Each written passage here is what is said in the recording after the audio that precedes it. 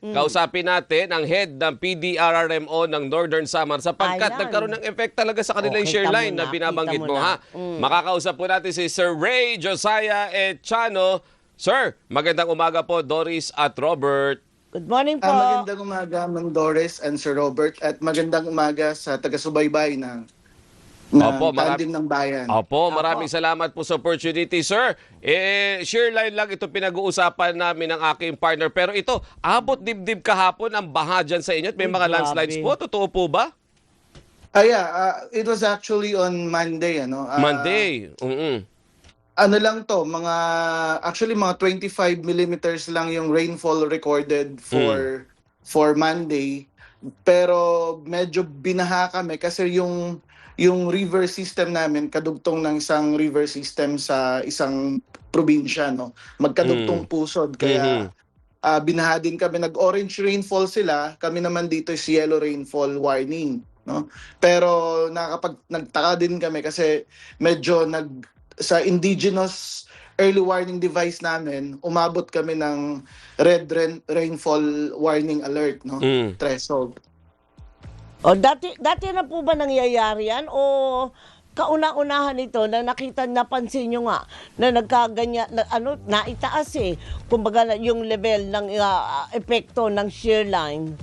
Actually, isa na yan sa standard operating procedure namin is tingnan yung kabilang probinsya, no, kasi kadugtong pusod namin. Pero this time, normally pareho kami ng naka-yellow rainfall or naka-orange rainfall kami, halos pareho yan. Pero ito, magkaiba, at umabot sa red rainfall threshold yung baha na inabot sa amin dito. Umabot sa amin dito. So yun yung medyo kakaiba, no. Ito yung na-trigger na hazard nung rainfall volume galing ng ibang probinsya. Opo. So, dyan po sa nangyari niyan, meron po ba tayong pinakabagong report tungkol po dun sa mga apektadong residente? Wala naman sana pong namatay. So far, zero casualties naman po. Walang maliban lang po sa mga damage, sa halimbawa nagkaroon ng landslide sa barangay Sumuhi, barangay Colarima, at isang sa barangay Bayho, na part ng national road, kaya medyo tumigil for a day yung biyahe nung Monday, no. Pero sa ngayon, passable na. Ayan, okay na po. Kinagabihan po, passable naman po. Ang weather po natin ngayon, sir. It's been occasionally light to moderate rains po, no. So bantay-bantay pa rin kayo nito, sir.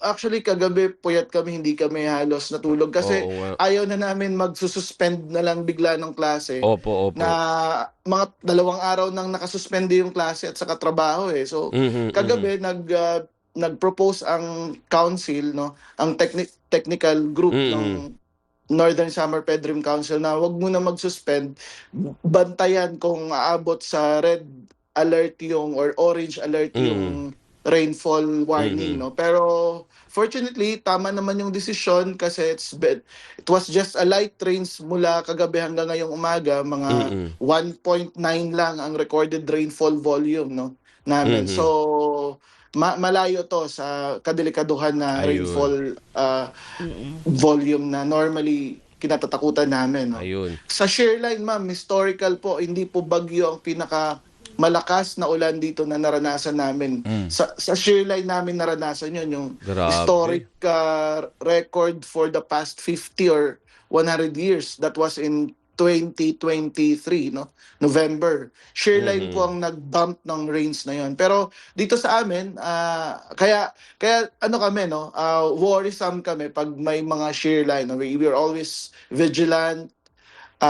Yung mga nasa disaster office namin, hindi talaga yan natutulog hanggang umaga para para ma-warningan o masiguro yung pag-warning at pag-communicate nitong sa mga kababayan natin. Opo. So, sir, tutok na lang po tayo, no? Kung paano natin mabibigyan ng tulong ang ating mga apektadong residente at sana nga po ay hindi na mapalitan yung zero casualty na ating datos ngayon. But yun na nga, sa ngayon, abang-abang tayo. At mga sana residente, bumuti na tuloy-tuloy, no? correct. Yung lagay ng Oo. panahon. At makinig lang po doon sa inyo mga official na mga anunsyo Correct. at hindi po Oo. fake news. Correct. Very, very cloudy po talaga mula Monday hanggang ngayon. Hindi tumitigil yung napakakapal na ulap at paulan-ulan. Kaya yung blue alert status namin na nandyan lagi yan for heightened monitoring po. Ayun. Sir Ray, maraming salamat po sa inyong oras at mag-iingat po. Thank you. Maraming salamat po Sir Robert and Ma'am Doris and mabuhay po kayo. Mabuhay po si Sir Ray Josiah Echano, ang head po ng PDRRMO ng Northern Samar. Grabe.